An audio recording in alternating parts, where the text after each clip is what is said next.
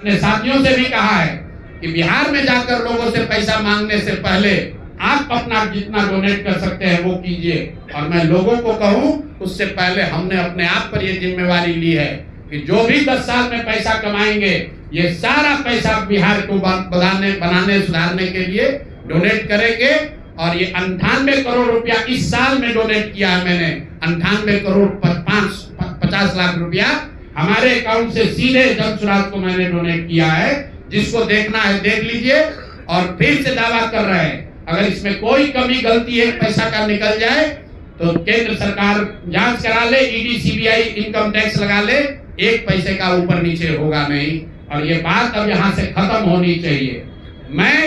मेरे लिए अपमान की बात है कि आप कहते हैं कि अशोक चौधरी भी चोरी किया है, प्रशांत किशोर भी चोरी किया है। हम इन लोगों के पंक्ति में खड़ा होने वाले लोग नहीं हैं।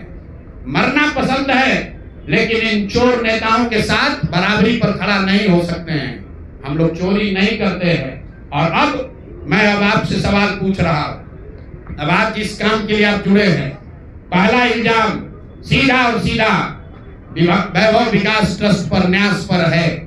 मुन्ना जी ने पेपर जारी किया है। न्यास के जो मुख्य पदाधिकारी हैं जियालाल आर्य जी, मैं आज भी समझता हूं आप बहुत ईमानदार व्यक्ति हैं। आप बताइए कि पिछले 1 साल में जब से अशोक चौधरी की बेटी की सगाई आप अनीता कुणाल के लड़के से हुई है, उसके बाद से 100 करोड़ से ज्यादा की संपत्ति पटना में न्यास के द्वारा खरीदी गई है। जियालाल आर्य जी, अगर जैसे मैंने बताया है अभी प्रेस के सामने, आप प्रेस के सामने आइए और बताइए, न्यास का अकाउंट जारी करिए कि कहां से ये पैसा आपके पास आया, कहां से ये 100 करोड़ रुपए न्यास के पास आए। जब से न्यास बना है उसमें 10 करोड़ का भी संपत्ति नहीं खरीदा गया। पिछले 1 साल में 100 करोड़ का से ज्यादा का संपत्ति कैसे खरीदा गया है।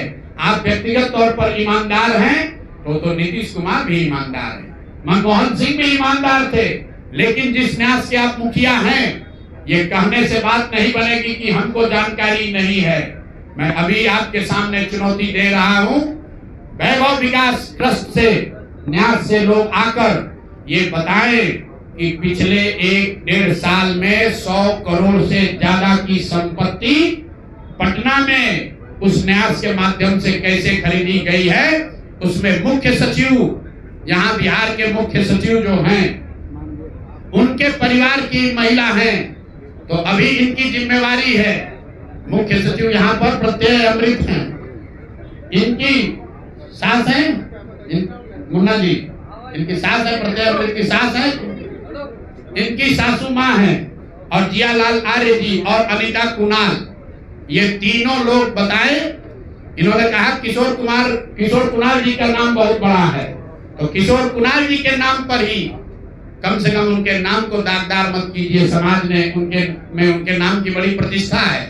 तो आप प्रेस को बुलाइए और क्लियर कीजिए कि आपके न्यास से, मैं 3 लोगों का नाम ले रहा हूं। जियालाल आर्य जो बहुत सम्मानित व्यक्ति हैं, ईमानदार व्यक्ति हैं, उनकी ऐसी छवि है। दूसरा अनीता कुणाल जी जो किशोर कुणाल जी की पत्नी है, और तीसरा यहाँ के मुख्य सचिव की सासू माँ। ये तीनों लोग बताएं कि न्यास में 100 करोड़ से ज्यादा की संपत्ति खरीदने का पैसा कहां से आया है। दूसरी बात, अशोक चौधरी के नाम पर जो संपत्ति की बात कही गई है, हम लोग उस बात पर कायम हैं। 200 करोड़ की संपत्ति इन्होंने अर्जित की है। इन्होंने कैमरे पर आप लोगों को कहा कि 1 कट्ठा भी जमीन हो जाएगा तो मैं जन सुराज की गुलामी करूंगा।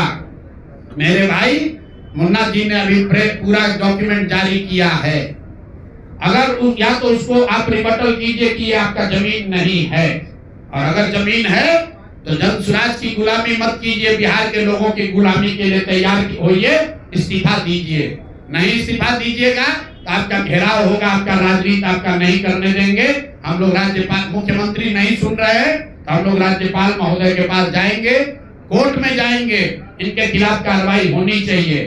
और 100 करोड़ का मानहानि का नोटिस भेजे थे। आज डर के मारे शायद कहे हैं कि अब आगे हम कानूनी कार्रवाई नहीं करेंगे, तो 5 दिन के अंदर अंदर आधिकारिक तौर पर लीगल नोटिस वापस ले, और नहीं लेंगे तो इन पर 500 करोड़ का और घोषणा करेंगे। नोट कर लो भाई, 200 करोड़ पर घबराए हुए हैं ना, ये 500 करोड़ का और अवैध संपत्ति जो खरीदा है अशोक चौधरी ने अलग अलग नाम से, 7 दिन का समय दे रहे हैं।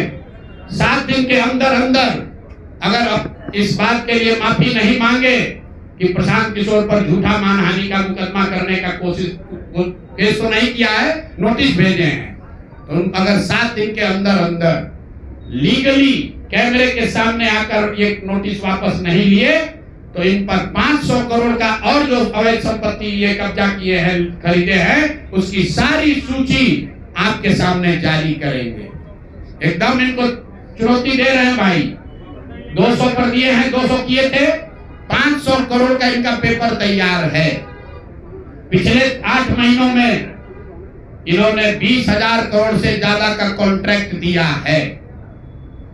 20,000 से ज्यादा का कॉन्ट्रैक्ट भाई साहब ने दिया है और हर कॉन्ट्रैक्ट में 5% पैसा कमीशन के तौर पर लिया गया है।